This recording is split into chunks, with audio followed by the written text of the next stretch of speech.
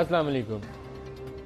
बिलावल भुट्टो जरदारी ने एक बयान जारी किया है जिसमें वो कहते हैं कि अगर तहफ़्फ़ुज़ पाकिस्तान ऑर्डिनेंस जो है इसको अप्रूवल मिल जाती है सेनेट से, तो इसी कानून के तहत कल नवाज़ शरीफ गिरफ़्तार किए जा सकते हैं। ये बड़ा ख़तरनाक किस्म का बयान है और शायद उन हक़ाइक़ की तरफ निशानदही करता है जो इस ऑर्डिनेंस के ज़रिए प्रोविजन लॉ के अंदर बनाई जा रही हैं। अगर सेनेट से अप्रूवल हो जाती है और ये लॉ की शक्ल इख्तियार कर लेता है, तो लॉ इन्फोर्समेंट एजेंसीज़ को इख्तियार हासिल होगा कि शुबे की बुनियाद के ऊपर किसी को गोली मार दें, किसी को गायब कर लें, और ये बताना भी ज़रूरी नहीं होगा। ये मिसिंग पर्सनस को रेगुलराइज भी करेगा, लेकिन आइंदा के लिए बहुत सारे लोगों को मिसिंग करने का सबब भी बन सकता है। और इसी तरीके से उनकी जो डिटेंशन पीरियड है वो 90 दिन तक हो सकती है। और बेशुमार ऐसी प्रोविजंस हैं जिनकी लॉजिक तो ये दी जा रही है कि जो वॉर ऑन टेरर या दहशत गर्दी के ज़ुमरे में जो बहुत से लोगों को पकड़कर हिरासती मराकज़ में बंद किया गया, क्योंकि लॉ के तहत, कानून के तहत अभी जो कवानीन मौजूद है पाकिस्तानी सरजमीन के ऊपर, उनके तहत उनको सज़ाएँ नहीं मिल रही थी। इसलिए किसी एक ऐसे कानून की ज़रूरत थी जिसे अपोजिशन कह रही है काला कानून। किसी ऐसे काले कानून की ज़रूरत थी जिसके तहत बहुत सारी चीज़ों को रिलैक्स करते हुए ऐसे लोग जिनके ऊपर शुबात है, कवी किस्म के शुबात है, उनको सज़ाएँ दी जा सकें या उन्हें जेल में बंद किया जा सके। ये आज तक अगर उनकी लॉजिक मान ली जाए कि जिन लोगों ने बेसिस पर अटैक किया था उनको सज़ा देने के लिए ऐसा कानून चाहिए, तो शायद लगे कि ठीक है। लेकिन पाकिस्तान के 60-70 साल की सियासी हिस्ट्री पर निगाह दौड़ाएँ तो फिर उसकी बिलावल की स्टेटमेंट दुरुस्त नज़र आती है कि कल ये किसी मुंतखब वज़ीर-ए-आज़म को ही 90 रोज़ के लिए गायब करने के ये कानून काम आएगा। दूसरा, एक गुज़श्ता रोज़ स्टेटमेंट आई थी यूनाइटेड बलोच आर्मी की जानिब से कि वो पहले उन्होंने कहा था ट्रेन अटैक हमने किया, फिर उन्होंने बयान जारी कर दिया था कि ये इस्लामाबाद में जो सब्ज़ी मंडी के ऊपर हमला हुआ ये भी हमने किया। इंटीरियर मिनिस्टर साहब ने उसको मज़ाक़ा खेज़ करार दे दिया। उन्होंने कहा ऐसी कोई बात नहीं है, हक़ाइक़ किसी और तरफ निशानदेही करते हैं। वो किसी और तरफ कौन सी है ये हमें पता नहीं चला, क्योंकि जिन लोगों से ये बातचीत कर रहे हैं उनके साथ इनकी सीज़ फायर की लिमिट भी एंड हो रही है। इस अरसे में हमले तो ख़त्म नहीं हुए, लेकिन जो ज़ाहिर एक इन्होंने एक सीज़ फायर या जंग बंदी के नाम के ऊपर क्रेडिट क्लेम किया था, उसका भी आज अंजाम हो जाएगा। कल पाकिस्तान को तहफ़्फ़ुज़ दिलाने के लिए क्या करेंगे? ये ऑर्डिनेंस तहफ़्फ़ुज़ दिलाएगा? स्टेट की कोई स्ट्रैटेजी होनी चाहिए? पीस टॉक्स के लिए स्टेट उन्हें क्या ऑफ़र करने के ऊपर आमादा है? जो आर्मी चीफ़ का बयान आया उसके पीछे क्या महरक़ात हैं? यही 3-4 चीज़ें हैं जो आज के प्रोग्राम में हम डिस्कस करेंगे। और हमारे साथ आज शरीक होंगे लाहौर से फॉर्मर गवर्नर पंजाब और पाकिस्तान पीपल्स पार्टी के सीनियर रहनुमा सरदार लतीफ़ खोसा साहब। खोसा साहब खुशामदीद कहता हूँ। पाकिस्तान तहरीक इंसाफ से डॉक्टर आरिफ अलवी साहब कराची से हमारे साथ हैं, और MQM से वसीम अख्तर साहब हमारे साथ हैं कराची से। जो दो बड़े सख्त बयानात आए तहफ़्फ़ुज़ पाकिस्तान ऑर्डिनेंस के हवाले से, एक पीपल्स पार्टी से आया है और एक MQM से आया है, तो मैं पहले इन दोनों से चाहूँगा, खोसा साहब पहले आप फरमाइएगा, आपको क्या लगता है इस तहफ़्फ़ुज़ पाकिस्तान ऑर्डिनेंस जो है इसके पीछे क्या चीज़ ऐसी छुपी हुई है जो बहुत ख़तरनाक है, जिससे परहेज़ करना चाहिए?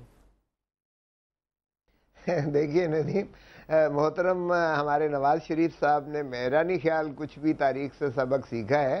पहले भी इन्होंने फ़ौजी अदालतों का एक कानून बनाया था, और वो अगर सुप्रीम कोर्ट उसे स्ट्राइक डाउन न करती तो यकीनन पहले उसके जो है वो माशाअल्लाह बेनिफिशरी कह लें या उसके जो है जद में आने वाले कह लें, खुद मोहतरम नवाज शरीफ साहब होते हाईजैकिंग केस में और फिर वो उम्र कैद ना होती, वो कुछ और होती।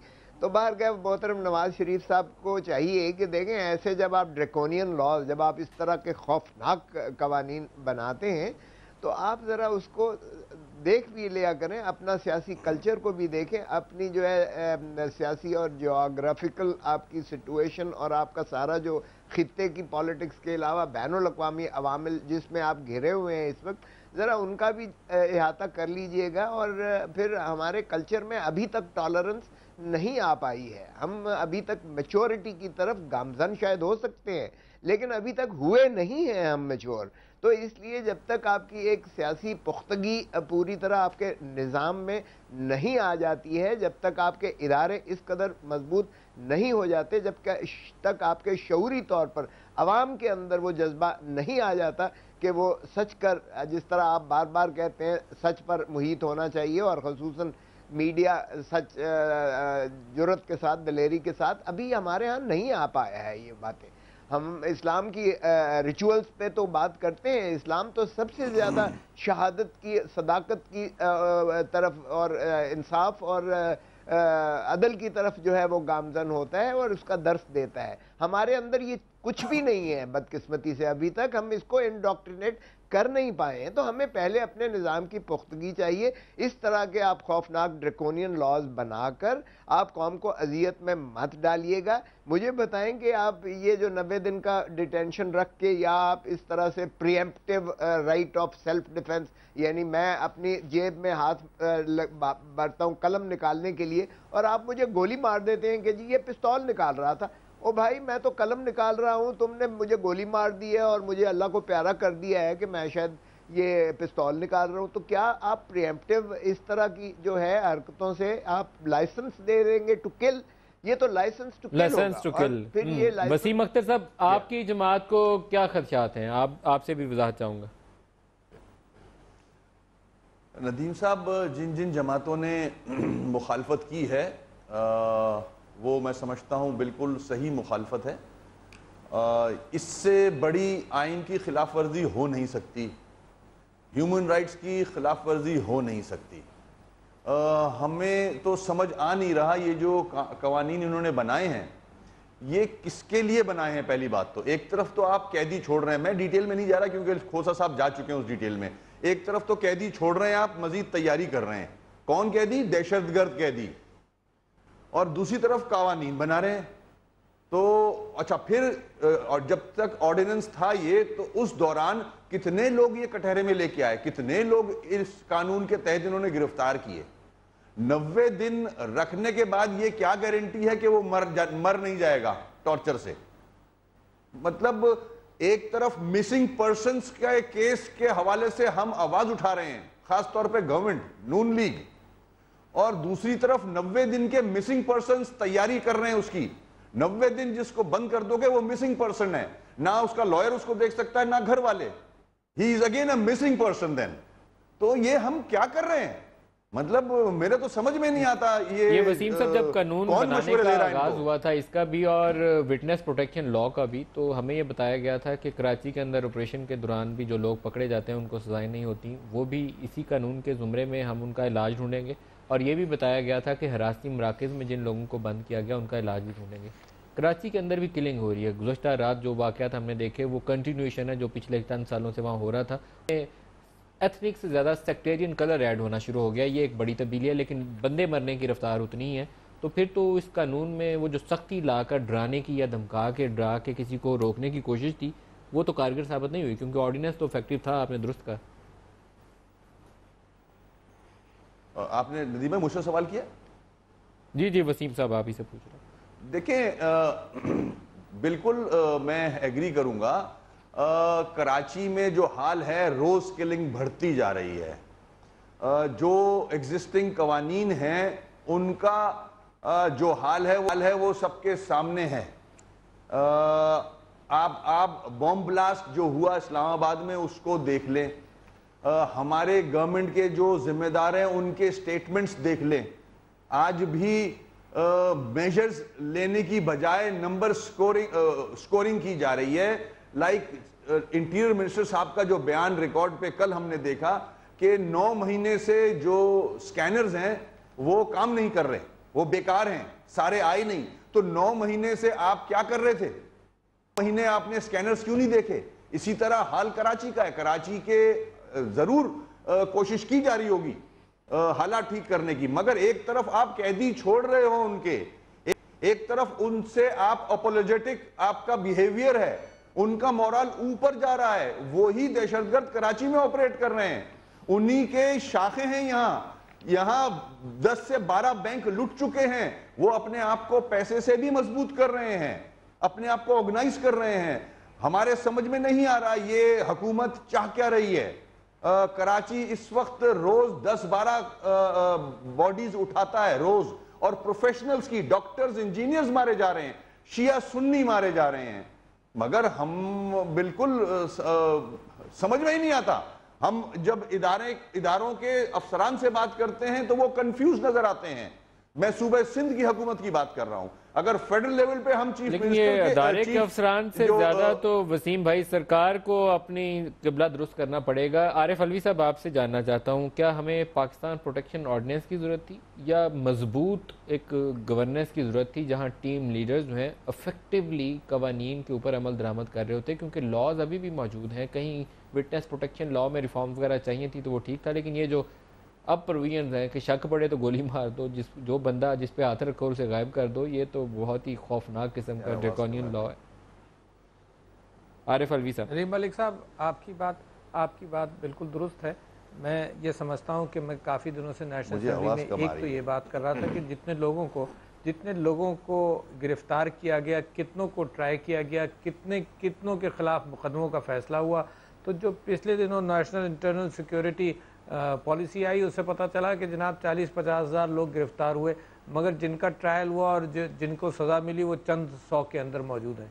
तो मैं तो ये भी कह रहा था कि पकड़ने के बाद के मामलात को ठीक कर लो, मगर हुकूमत ने इस वक्त इस पर तवज्जो दी कि जी दहशत गर्दों को पकड़ा जाए। मैं समझता हूँ कि इसमें हम उनके साथ हैं। जो लोग दहशत गर्दी की कार्रवाई कर रहे हैं, चाहे वो सियासी, चाहे जिस अंदाज की भी दहशत गर्दी हो, सेक्टेरियन हो, तो हम समझते हैं कि कानून होना चाहिए मजबूत। जब ये कानून लेकर आए स्टैंडिंग कमेटी के अंदर, जिसका इंटरनल मैं उसका मेंबर हूँ, तो उसके अंदर स्टैंडिंग कमेटी ने इन्होंने सिर्फ 2 घंटे के अंदर इसको ज़बरदस्ती जल्दी पास करा दिया। लिहाजा मैंने वहीं पर कहा था कि अगर यहाँ पर कुछ नोक पलक ठीक कर लोगे तो इस बात का इम्कान है कि हम जो इसको अपोज कर रहे हैं तो हमारा वहाँ अपोजिशन कम हो जाए, ये मुख्तलिफ नुकात पर हो। लेकिन आरिफ अलवी साहब, क्या आपकी जमात ने इन राइटिंग स्टैंडिंग कमेटी में इस बिल को अपोज किया था या नहीं किया था? जी, मैंने सबसे ज़्यादा अमेंडमेंट्स प्रपोज किए। 33 अमेंडमेंट्स थे मेरे इस कानून के ऊपर, 33 अमेंडमेंट्स, जिसके अंदर बड़े अहम अमेंडमेंट्स थे। और जो वाक़या पेश आया असेंबली के अंदर, उसके अंदर हुकूमत ने इसको बुलडोज किया। अच्छा, अगर हुकूमत बुलडोज नहीं करती तो इम्कान है उन 33 अमेंडमेंट्स में से कुछ अमेंडमेंट्स तो फिर भी आ जाते ना। तो कानून को हम ओवरऑल फिर भी ड्रैकोनियन समझते हैं, मगर अगर कुछ भी अमेंडमेंट्स आने से किसी की जान बच जाती तो कितना अच्छा। तो और मैं आपको मिसाल देता हूँ, और खोसा साहब की बात, लेकिन इसमें स्टैंडिंग कमेटी में वोट भी तो हुआ होगा ना अलवी साहब? जब वोट हुआ था तो आपने इसको अपोज किया या सपोर्ट किया? सपोर्ट करने का सवाल ही नहीं पैदा होता, मुसलसल अपोज कर रहे हैं। देखिए, पीपीओ पहला आया, वो इन्होंने ज़बरदस्ती पास कर लिया और हमने अपोज किया। उसके अंदर रिटन ऑब्जेक्शंस, डिसेंट नोट और अमेंडमेंट सब कुछ डाले। अच्छा, फिर दूसरा उसको अमेंड करने के लिए आया, फिर तीसरा मजीद इसके अंदर अमेंडमेंट्स के लिए बात लेकर आए। तो 3 डॉक्यूमेंट्स पर हमने काम किया और तीनों पर हमने अपोजिशन किया। और मैं आपको मिसाल देता हूँ और खोसा साहब की तायीद करता हूँ इस माना करके कि आप शूट टू किल के ऑर्डर्स दे रहे हैं। अच्छा जी, सारा कानून जो है पाकिस्तान प्रोटेक्शन ऑर्डिनेंस के अंदर बहुत सारी चीज़ें कि पकड़ेंगे तो ये करेंगे और फलानी कोर्ट में जाएगा और ये होगा और वो होगा। सिर्फ 2 अल्फाज हैं जो कहते हैं कि आप मारेंगे किसी को तो क्यों मारेंगे। वो 2 अल्फाज हैं, रीजनेबल एप्रीहेंशन, यानी किसी अफसर को, किसी पुलिस वाले को रीजनेबल एप्रीहेंशन हो जाए। जैसे खोसा साहब ने कहा कि जी जेब से वो कलम निकाल रहा था तो ये रीजनेबल एप्रीहेंशन होगा। इस रीजनेबल एप्रीहेंशन को जाहिद हामिद साहब ने मुझे चैलेंज किया कि तुम इसको डिस्क्राइब नहीं कर सकते। मैंने 5 नुकाती अमेंडमेंट इसमें दाखिल किया। मैंने कहा रीजनेबल एप्रीहेंशन का मतलब ये होना चाहिए ताकि अपने पुलिस वालों को, अपने अफसरान को बताओ तो सही कि बंदूक कब निकालोगे और कब मारोगे। कितनी ज्यादती है कि कानून के 99% काम जो है वो ये है कि पकड़कर ये करेंगे वो करेंगे, और जब मारने की बात आती है पाकिस्तानी सिटीजन को तो सिर्फ 2 अल्फाज पर मबनी है। एक बात। दूसरी बात मैं आपसे ये कह रहा हूँ कि ये बड़े अफसोस की बात है और इसको दूसरे लोग भी कह चुके हैं कि सारे सिंध ने बायकॉट किया इस कानून का, यानी MQM, PPP और PTI। अच्छा, सारे फ्रंटियर ने इसका, यानी खैबर पख्तूनख्वा ने इसका बायकॉट किया। ये मैं आपको बता रहा हूँ कि KPK के अंदर PTI जो मेजॉरिटी में है, जनाब हमारी सारी अलाइड तंजीमों ने, जमात इस्लामी ने, JUI जो हुकूमत के साथ है उसने बाइकआउट किया निकलकर, तो सारे KPK ने बाइकआउट किया इस कानून का, सारे सिंध ने बाइकआउट किया। अचकजई साहब की पार्टी ने भी इसके खिलाफ बात की, उस वक्त वो असेंबली में नहीं थे तो मैं नहीं कह सकता कि वॉकआउट किया। तो ये सिर्फ एक सूबे ने पास कर दिया, ये बड़ी खतरनाक पहलू है इसका। दूसरे इसके अंदर बहुत सारे नवाज शरीफ साहब की ऐसी क्या मजबूरी थी, खोसा साहब से पूछ लें कि ऐसी क्या मजबूरी थी नवाज शरीफ साहब को कि जब तमाम सियासी जमातें इवन एक सूबे की असम्बली उसके ऊपर बिल पास कर रही है या रेजोल्यूशन पास कर रही है, तो क्या मजबूरी ऐसी आ गई नवाज शरीफ साहब के आड़े कि उन्हें ये बिल पास करना पड़ गया कौमी असम्बली से, और सेनेट तो जाहिर है जब तक अपोजिशन साथ ना दे उनका वो बस नहीं है वहाँ पर। नदीम देखें, मैंने जैसे अर्ज किया, मोहतरम नवाज शरीफ साहब का कुछ माइंडसेट जो है वो पंजाबी शोविनिज्म में इस अंदाज से कॉन्स्टिट्यूटेड है कि हम पाकिस्तान बार काउंसिल में थे, मैं चेयरमैन था एग्जीक्यूटिव कमेटी का, हमने मुलाकात की तो उस प्राइम मिनिस्टर थे, ये पिछली दफ़ा की बात है और ये 12 अक्टूबर 99 से कोई 15-20 दिन पहले की बात है। तो मोहतरम फरमाने लगे कि जी कोई ऐसा कानून मैं चाहता हूँ जिसमें कोई अपील दलील ना हो और फ़ौरन पकड़ के उसको जो है वो फांसी दे दी जाए उसको। तो मैंने कहा इधर से पकड़े और इधर से फाइल लगा दें। हाँ, और मैंने कहा मोहतरम प्राइम मिनिस्टर साहब ये बताइएगा कि कितने आपने जो है दहशत गर्दों को पकड़ा है, कितनों को आपने चलान किया है, कितनों को आपने ट्राई किया है और कितनी जो रिपोर्ट इब्तदाई हैं FIRs हैं वो सच होती हैं, सिवाय इसके कि आपके भाई साहब को शौक है कि वो जेल से निकलवा के भी पुलिस एनकाउंटर में मरवा देते हैं और बाकियों को भी वो कहते हैं कि इन्हों की जवाई बना के रखा है, पुलिस वाले को हुक्म देते हैं और वो बंद रोड पे ले जाकर उसको गोली मार देते हैं। और अल्लाह अल्लाह खैर सल्ला, आपका कानून आसान हो गया, आपकी जो है सज़ा जज़ा का तस्वर जो है आपने अपने हाथ में ले लिया और फिर इसी का शाखसाना वो खुद भी मुल्जिम बने थे। जहाँ 5 लोग मारे गए थे, मोहतरम शहबाज शरीफ 302 के मुल्जिम थे, बाद में इन्होंने कॉम्प्रोमाइज़ करके अपनी जान वापस आकर उसमें फिर छुड़वा ली थी।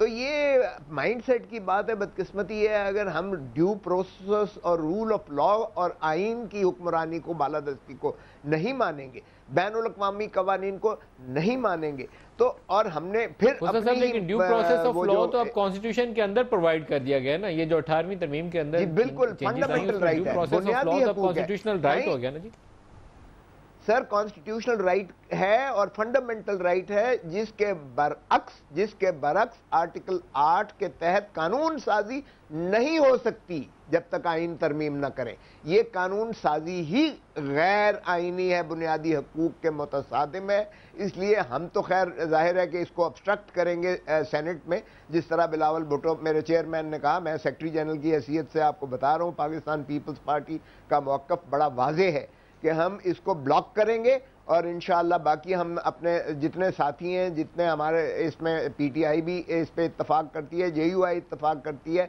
और आपकी सारी जो है बाकी 3 सूबों की सिवाय जाहिर है। लेकिन खोसा साहब जो खुर्शीद शाह के बयानात हैं उससे तो हमें ये तासुर मिलता रहा कि आप कभी पास करने का सोचते हैं, कभी डराने का सोचते हैं, दोनों बातें सोचते हैं। ये हमें खुर्शीद शाह साहब ने बड़ी बहुत भरपूर अंदाज से नहीं खुर्शीद शाह ने बड़ी भरपूर इसकी जो है मुखालफत की है। आप देखिएगा वो कुछ बातों पर हुआ था कि तालिबान से बात मुज़ाकरात पर, वो भी अब बड़ा वाज़ेह उस पर मौक़िफ़ है, क्योंकि हमारी पार्टी का मौक़िफ़ वो है जो चेयरमैन बिलावल कहता है या बतौर सेक्रेटरी जनरल के जो मैं कहता हूँ।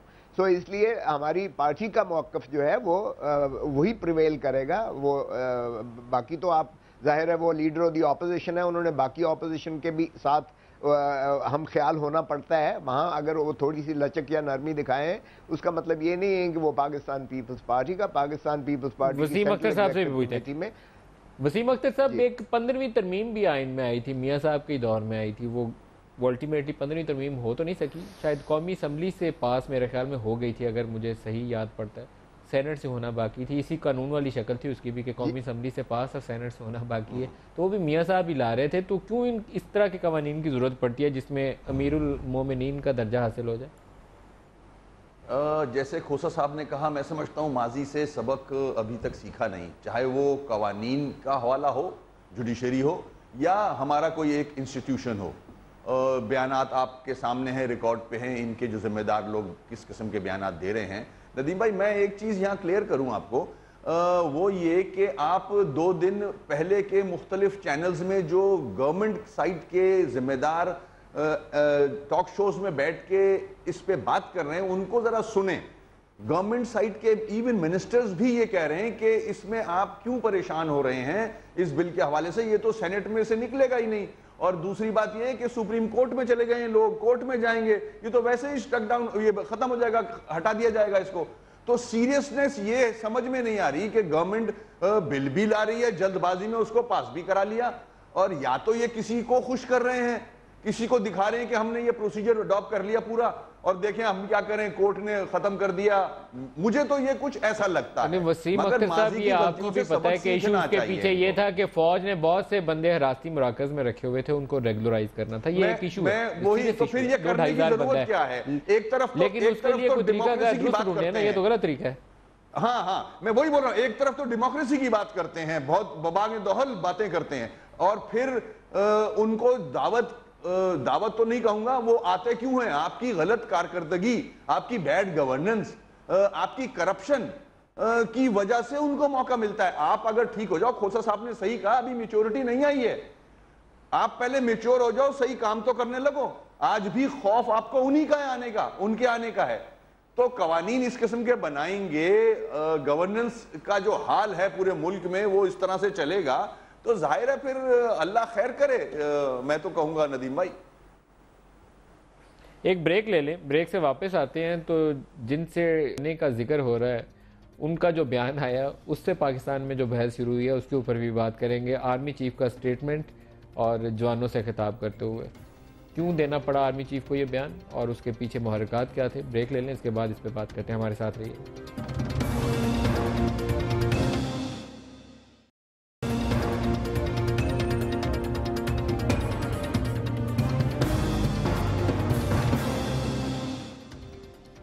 Welcome back.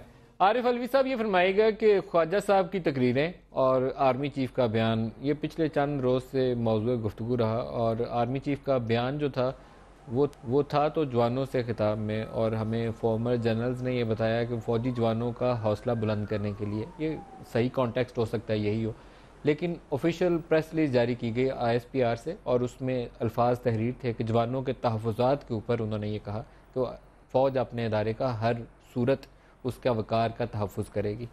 कॉन्टेक्स्ट उसका जनरल मुशर्रफ भी हो सकते हैं, और वो 2 तकरीरें भी हो सकती हैं जो ख्वाजा आसिफ और ख्वाजा साद ने की। क्या रियलिटी क्या है इसके पीछे, या आपकी असेसमेंट क्या है? अच्छा जी, मैं सिर्फ आपसे इजाज़त लेकर एक बात, पिछली बात को ज़रा सा कंप्लीट कर दूं। मैं आपसे ये कह रहा था कि हमने इसके अंदर अमेंडमेंट्स डाले, फिर ऑन द फ्लोर असेंबली के अंदर प्रोटेस्ट हुआ। उसके बावजूद प्रोटेस्ट के बाद मैं खड़ा हुआ, क्योंकि मेरे 33 अमेंडमेंट्स थे। मैंने स्पीकर से कहा कि जनाब क्लॉज 1 और 2 आप इस शोर शराबे में पास कर चुके हैं, हमें अपने अमेंडमेंट्स के ऊपर बहस करने दीजिए। जनाब इतना मैंने उस वहाँ पर रिक्वेस्ट की, शोर मचाया, सब कहा। मामला ठंडा हो सकता था जब भी, कि कम से कम बहस होती, डिबेट होता, मगर जब डिबेट होता तो वो सारी चीज़ें जो मैं अब आपके पास पॉइंट आउट कर रहा हूँ असेंबली के फ्लोर के रिकॉर्ड पर आती कि कितना ड्रैकोनियन कानून है। और जब उन्होंने इस बात की भी इजाज़त नहीं दी, जो मेरा राइट था कि वहाँ पर मैं अमेंडमेंट्स प्रपोज करूँ, जो मैंने लिख कर दिए हुए थे, जो पब्लिश हो चुके थे, वो सारे मेंबरान को पहुँच चुके थे, उस पर भी हमको डिबेट नहीं करने दिया गया। तब हम बिल्कुल ही डेस्परेट होकर बाहर आए, तो ये ड्रैकोनियन मेजर इस तरह से पास हुआ। अब मैं आता हूँ उस बात की तरफ जो आपने रेज की है। मैं समझता हूँ कि कुछ चीज़ें हमें रिकग्नाइज़ करनी चाहिए। रिकग्नाइज़ ये करना चाहिए कि मुशर्रफ साहब का ट्रायल हो रहा है as a civilian, not as an person who held army uniform. मगर इसके अंदर भी मैं कोई 2 महीने से लोगों से कह रहा हूँ कि इस बात को डिग्निटी के साथ करना चाहिए। देखिए, एक साबिक सदर, आर्मी का जनरल, पाकिस्तान का साबिक सदर, मामला हैंडल होना चाहिए, कोर्ट के ऊपर छोड़ना चाहिए डिग्निफाइड अंदाज से। मगर ये भी नहीं हुआ। दूसरे ये कि फिर फ़ौज ने भी एक पोजीशन अख्तियार की कि मुशर्रफ साहब को AFICD के अंदर भी रखा गया और 2-3 महीने के लिए रखा गया, वो भी एक मैसेज आया। तीसरी बात यह है कि मैं समझता हूँ कि आर्मी के वक़ार का तहफ़्फ़ुज़ सिर्फ आर्मी की ज़िम्मेदारी नहीं है, हमारी भी जिम्मेदारी है। हम समझते हैं कि जब आर्मी का जिक्र होगा तो हम उन लोगों को जिन्होंने इतनी सैक्रिफाइसेस दी हैं, उनके वक़ार को हम अपहोल्ड करेंगे। एट द सेम टाइम इसके साथ शायद आपने इस बात का जिक्र नहीं किया, एक और बात ये भी आई कि जनाब प्रिजनर्स को रहा किया गया और आर्मी उस लूप में नहीं थी। तो हमारी पार्टी तो ऑन रिकॉर्ड है कि इमरान खान साहब ने कहा था कि आर्मी के नुमाइंदों को भी नेगोशिएशन टीम में बिठाओ ताकि ये बात तय हो कि क्या करना है और क्या नहीं करना। क्योंकि देखिए, जिन लोगों ने फौजी सरों के साथ, हमारे फौजी लोगों के सरों के साथ फुटबॉल खेली हो, तो मैं समझता हूं कि बड़ा तकलीफदेह है उस तबके के लिए कि इस बात को अफोर्ड कर सके। मगर हमें पब्लिकली ये कहा गया कि जिन लोगों को रहा किया गया है वो नॉन कम्बेटेंट्स थे और वो मासूम थे। तो मेरा सवाल ये पैदा होता है, अगर मासूम थे तुमने पकड़ा क्यों था उनको? तो देखिए, बेइंतहा कन्फ्यूजन है। और नवाज शरीफ साहब ने जो 99 के अंदर कैफियत को समझा नहीं था, और कारगिल वाक़े के अंदर जब उनको समझाया गया और एक्शन हुआ तब वो कन्फ्यूजन में रहे। तो मुझे ख़तरा ये है कि नवाज शरीफ साहब इस बात को रिकग्नाइज़ नहीं कर पा रहे। इनको हैंड्स ऑन इस बात को देखना चाहिए था। और ख्वाजा आसिफ साहब जो डिफेंस मिनिस्टर हैं, वो भी आप जहन में रखिएगा कि कोर्ट के प्रेशर में, जब कोर्ट ने ये कहा कि जी डिफेंस मिनिस्टर आकर वजाहत करे, तो कोर्ट के प्रेशर के में उनको लगाया गया था। हमारा कहना यह है कि इंसाफ होना चाहिए मुशर्रफ साहब के साथ। अच्छा, ये भी जहन में रखे कि आर्टिकल 6 लेकिन मैं खोसा साहब से भी पूछ लूं, मैं दोबारा आता हूं आपकी तरफ। खोसा साहब से भी पूछ लें, ये दुरुस्त हैं 3 पॉइंट्स जो इन्होंने कहे, यही 3 पॉइंट्स हैं जो मुख्तलिफ आर्टिकल्स में हमें नजर आए हैं, जिन्होंने मुख्तलिफ आर्मी सोर्सेज को कोट किया। 4-5 नाम हैं जिन्होंने इसके ऊपर आर्टिकल्स लिखे, मैंने कई प्रोग्रामों में उनको दोहराया भी है। बंदे छोड़ना, जनरल मुशर्रफ का केस और 2 तकरीरें, ख्वाजा साद और ख्वाजा आसिफ। क्या चीज़ थी जिसने मजबूर किया आर्मी चीफ को बोलने के ऊपर? देखिए नदीम, ये तो इट वॉज ब्रूइंग अप, ये क्यूमुलेटिव है इसका। आप देखें कि जब गर्दनें काट के दिखाई गई तो आर्मी ने ऑपरेशन कोई इनके सिविलियन गवर्नमेंट के कहने पर नहीं किया था। और उस वक्त जब इन्होंने स्ट्रैफिंग की और टारगेटेड जो है स्ट्रैफिंग की गई, तो उसमें कोई कोलैटरल डैमेज नहीं था और उसमें इनको स्क्वीज किया गया। और जब ये आइसोलेट हुए, उस पॉपुलेशन से आइसोलेट होकर जब ये मरने लगे, टारगेट होने लगे, ये दहशतगर्द जो थे, जो प्रोस्क्राइब्ड ऑर्गेनाइजेशन थे, जिनकी हेड मनीज थी, उस वक्त गवर्नमेंट ने आर्मी बदकिस्मती से ये जो है सीज फायर करवा के उनको स्पेस देकर सारे वो पाकिस्तान में फैलकर उनको जिंदा कर दिया। और अब भी उनको वही प्रोवाइड कर रहे हैं। तो army and the civilian government is not on the same page from day one on the issue of Taliban and how to tackle with the situation. अब मोहतरम नवाज शरीफ साहब को मुझे लगता है हैट्रिक करने की बहुत जल्दी लगती है, क्योंकि अगर आप अवामिल देख लें तो ये काफ़ी मिलते जुलते हैं। उस वक्त भी 15वीं तरमीम जो इन्होंने की थी, अमीरुल मोमिनीन बन के आइन और कानून को अपने फरमान के ताबे कर दिया था। 15वीं तरमीम इन्होंने कौमी असम्बली से मंजूर करवा ली थी और सेनेट में इनके पास मेजॉरिटी नहीं थी 2/3, और इसलिए इंतज़ार कर रहे थे कि मार्च 2000 आ जाए तो फिर इसको भी पास करके ये अमीरुल मोमिनीन बनना चाहते थे, ये मुगलिया शहजादा या शहनशाह बनना चाहते थे, मेरा सुल्तान बनना चाहते थे। तो ये बदकिस्मती से हमारा माइंडसेट अभी मुझे लगता है वहां से निकला नहीं है। अगर आप देख लें सारे अवामिल, आप देख लें, एक एक करके आप देखें, देखिए ये आइसोलेशन में ये कहना कि डिफेंस मिनिस्टर ने बगैर प्राइम मिनिस्टर के किया है, या साद रफीक ने जो बहुत सारी बातें की हैं वो आर्मी के खिलाफ, वो सियाको सबाक से हटके या अपने कायद की खिलाफ वर्जी करते हुए की है। ये इसलिए भी आइन के मुतसादिम है क्योंकि ये कलेक्टिव रिस्पॉन्सिबिलिटी होती है काबीना की और वजीर आजम की जब उसका वजीर बोलता है। मैं बतौर सेक्रेटरी जनरल बोलूंगा तो सारी पीपल्स पार्टी का मौक़िफ़ होगा, मैं एज ऑर्डिनरी लतीफ़ खोसा बोलूंगा वो और बात होगी। लेकिन अगर मेरी डेजिग्नेशन के साथ एक सेक्रेटरी जनरल का है तो मैं फिर पार्टी की तर्जमानी कर रहा हूं, मेरी इंडिविजुअल कैपेसिटी कोई नहीं है। इसीलिए डिफेंस मिनिस्टर की इंडिविजुअल कोई कैपेसिटी नहीं है। वसीम अख्तर साहब, एक स्टैनले मैक्रिस्टल ने एक बयान दे दिया था, एक इंटरव्यू दिया था एक मैगजीन को, तो ओबामा साहब ने उनकी वॉर थिएटर के अंदर उनकी छुट्टी करा दी थी, उन्होंने एक लम्हा ताख़ीर नहीं की। तो यहाँ बहुत से लोगों ने मुझे सवाल किया कि नवाज शरीफ साहब मुंतखब हेड हैं, इलेक्टेड प्राइम मिनिस्टर हैं, उनको कॉन्स्टिट्यूशनल राइट हासिल है कि वो पॉलिसी वज़ा करें और उसके ऊपर फरमान जारी करें। तो अगर आर्मी जनरल जो ये बयान देते हैं तो आप इसको सपोर्ट क्यों कर रहे हैं ऑन एयर? मेरे ख्याल में ये बड़ा जायज़ सवाल था, मैं आपसे इसका जवाब चाहता हूँ। आर्मी की तरफ से जो बयान आया है चीफ ऑफ आर्मी स्टाफ की तरफ से, आप उस हवाले से बात करें कि हम उनके इस बयान को सपोर्ट क्यों कर रहे हैं नदीम भाई? क्यों कर रहे हैं? जी बिल्कुल, देखें हम उनके बयान को सपोर्ट नहीं कर रहे। अभी डॉक्टर साहब ने बड़ी अच्छी बात की डिग्निटी की। वो शख्स, अगर उस शख्स की वजह से सब कुछ हो रहा है, उसके पीछे आर्मी खड़ी है, तो इस तरह देखें कि वो इस मुल्क का सदर रह चुका है, चीफ ऑफ आर्मी स्टाफ रह चुका है, उसने सर्व किया है फौज को। अगर उसने गलती की है आर्टिकल 6 पे, तो तो डिग्निटी को सामने रखते हुए मैटर जो है वो कोर्ट में है, कोर्ट और मुशर्रफ को हैंडल करने दें इन चीजों को। आप खड़े होके फ्लोर ऑफ द हाउस पे और मीडिया पे आके अजीब लैंग्वेज इस्तेमाल कर रहे हैं, तो जाहिर है उनको मौका मिलेगा।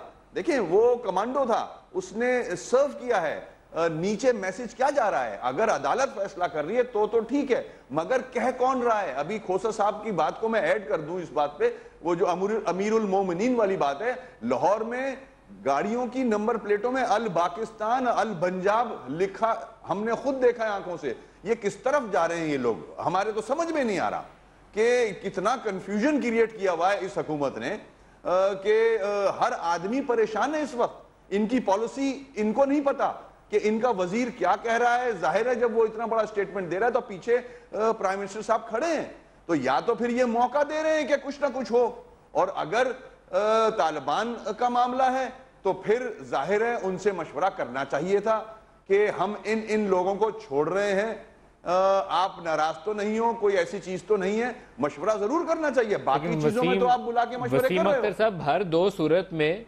सूरत में ख्वाह ये ज्यादा ताकत हासिल करने की कोशिश हो, ख्वाह तालिबान का इशू हो, एक इलेक्टेड सिविलियन गवर्नमेंट के पास इख्तियार तो हासिल है कि वो पॉलिसीज वज़ा करे। ये तो कन्फ्रंटेशनल वाली अप्रोच जो है ये शायद नवाज शरीफ साहब को दोबारा ना खाए और ना हमारे निज़ाम को वारा खाए, लेकिन है तो एग्जीक्यूटिव का इख्तियार है कि वो पॉलिसी वज़ा करे।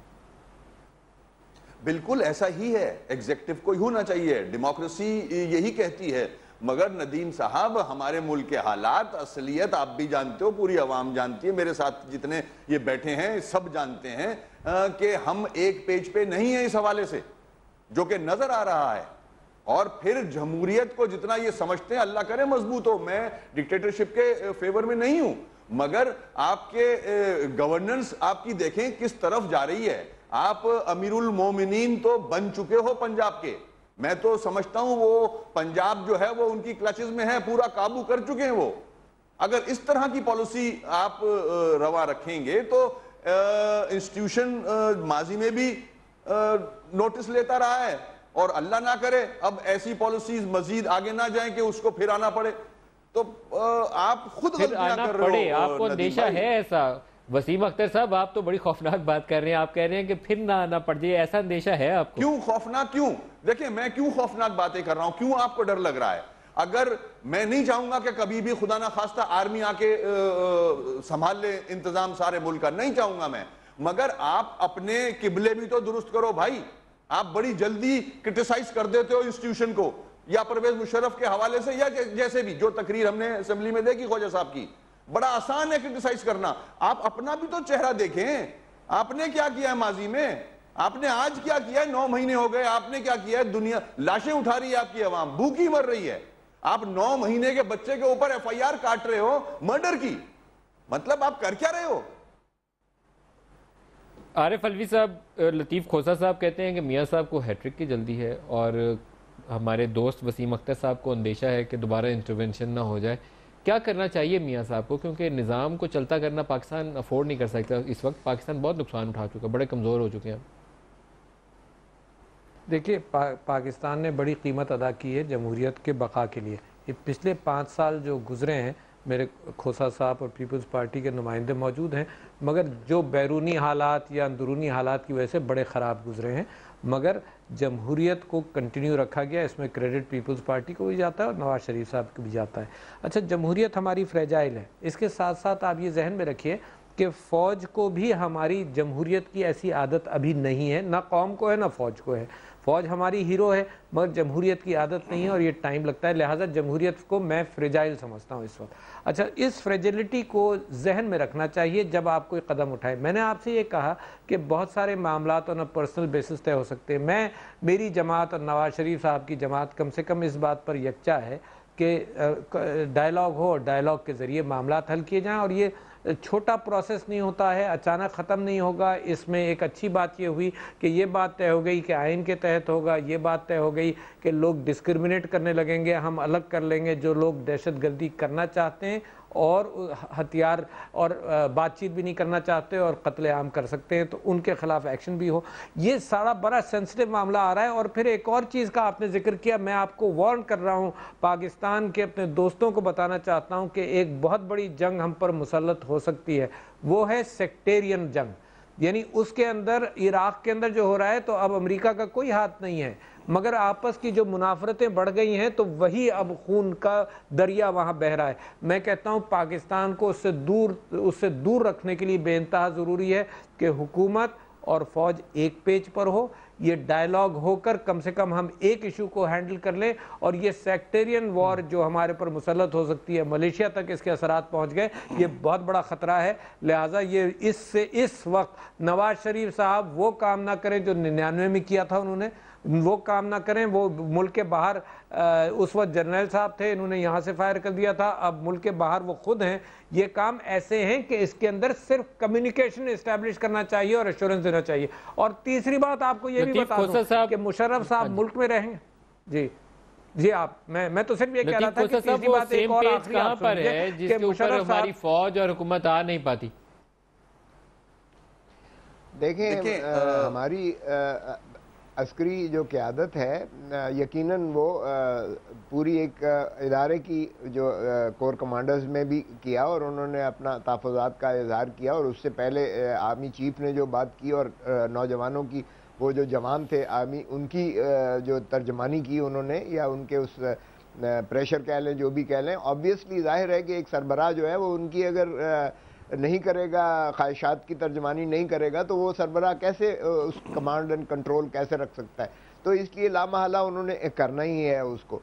बाकी रहा ये कि हम यकीनन चाहेंगे कि जमहूरियत फले फूले, जमहूरियत जो है वो रवां दमा रहे। हम किसी कीमत पे नहीं चाहेंगे जमहूरियत मुतज़लज़ल हो। हमारी जमात से ज़्यादा कायदीन ने जितनी कुर्बानियाँ दी है, आज बेनज़ीर भुट्टो के खून की सींची हुई ये जमहूरियत है, जिसको हमने 5 साल बड़ी मुश्किल से जो है, हालांकि रोज़ अव्वल से हमारी पूछल पर जो है सवार रहे मियाँ साहब ने, और कौन से इल्ज़ामात, कौन सी दुश्मन दराजी, कौन सी ज़बान इस्तेमाल नहीं की गई है।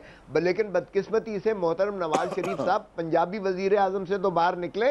मुसीबत तो ये है कि छोटे भाई साहब वजारत उज़्मा कर रहे हैं, वही साथ जाते हैं। वो कहते हैं कि पंजाब पर भाई तालिबान का ऑपरेशनल नहीं होना चाहिए, उनको कहते हैं आप पंजाब को सिर्फ रहने दो, बाकी जहां मर्जी जो करो।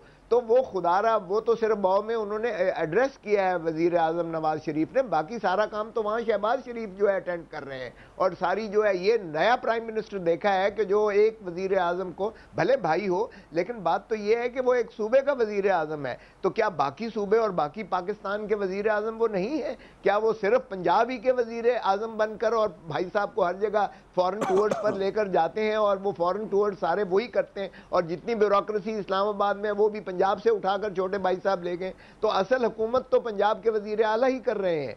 यहाँ जो भी हो रहा है बाहर के, इस अंदाज से देखिए गवर्नेंस नहीं हुआ करती है। तो मुझे ये बताइएगा कि जो तालिबान के कोई टोटल कन्फ्यूजन है, एक जहनी इंतशार का शिकार वजीर आज़म साहब या उनकी जमात तो होगी, लेकिन इस वक्त उन्होंने कौम को मुंतशर कर दिया है। और ये जो इर्तका है, हमारी सोचों का इर्तका, इस कन्फ्यूजन में इतना नुकसान होगा इस ममलकत खुदादाद पाकिस्तान को कि कई फिर पता नहीं कितनी दिहाइयां लगेंगी हमें एक पेज पर लाने के लिए, एक कौमी तशक्कुस उजागर करने के लिए, एक कौम बनने के लिए। जिस कमजोरी की निशानदेही कर रहे हैं, उन्हें कह रहे हैं कि वो पंजाब के वजीर आज़म हैं क्योंकि उनके भाई हर काम में साथ शरीककार हैं। तो ये कमजोरी तो हमें हर जमात में नजर आती है। कहीं फूफी साथ बैठ जाती है पार्टी चलाने के लिए, कहीं सन इन लॉ बैठ जाता है, कहीं भांजा भतीजा आ जाता है, कहीं कुछ और आ जाता है। इससे ज़्यादा बेटी आ गई, वो इससे ज़्यादा तो हमारी सियासत चलती नहीं आगे।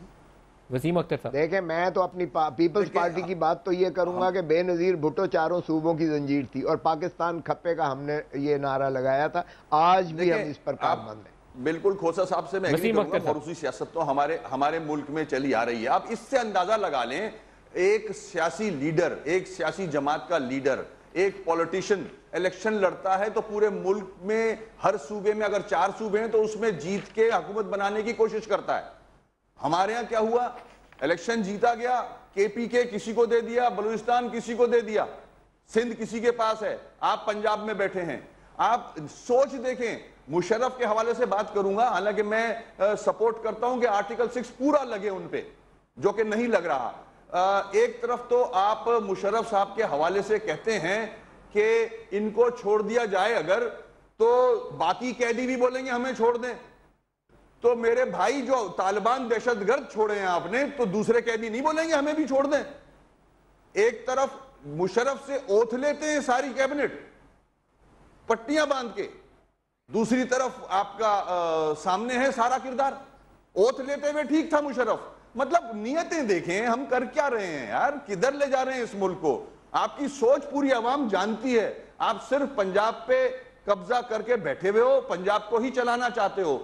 जो मैंने मिसाल दी गवर्नमेंट के हवाले से, उस पे आपने कोशिश ही नहीं की कि मैं पूरे मुल्क पे हुकूमत करूं और मसाइल हल करूं। आपने जो मसलों वाले सूबे थे वो दे दिए इधर उधर। आप डेवलपमेंट अगर कर रहे हो सिर्फ पंजाब में कर रहे हो, अगर कोई बाहर जा रहा है, कोई MOU साइन कर रहा है तो वो सिर्फ पंजाब के हवाले से कर रहा है। ब्यूरोक्रेसी उसी तरफ देख रही है, इस्लामाबाद में बैठी हुई जितने एकाधिक के डिसीजंस हैं, डेवलपमेंट के फंड्स हैं, वो सिर्फ सारे वहीं जा रहे हैं। तो क्या बनाया हुआ है मजाक। एक और चीज, बॉर्डर खोला इंडिया से ट्रेड का तो पंजाब का खोला, सिंध के बॉर्डर क्यों नहीं खोलते भाई आप?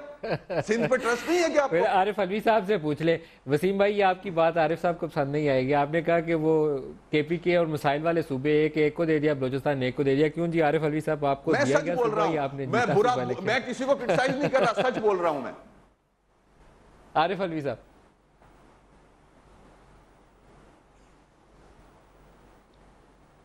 आरिफ अलवी साहब को आवाज़ जा रही है जी? आरिफ अलवी साहब की लाइन ड्रॉप हो गई है। चले क्लोजिंग की तरफ आते हैं जी। कुछ सोल्यूशन सुजेस्ट करिए खोसा साहब, आप फिर आरिफ साहब से भी लेते हैं।